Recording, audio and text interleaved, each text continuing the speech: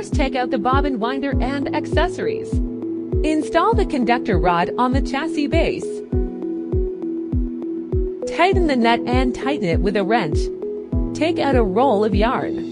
Pass the bobbin thread through the hole of the conductor rod. Pass it through the clamp. Press the thread into the clamp plate. And then pass it through the other hole of the clamp. Install the empty bobbin. Then wind the bobbin thread tightly around the empty bobbin. Place the yarn at a certain height from the bobbin winder. Connect the power supply. Turn on the power switch. Press the red start button. The machine will start winding.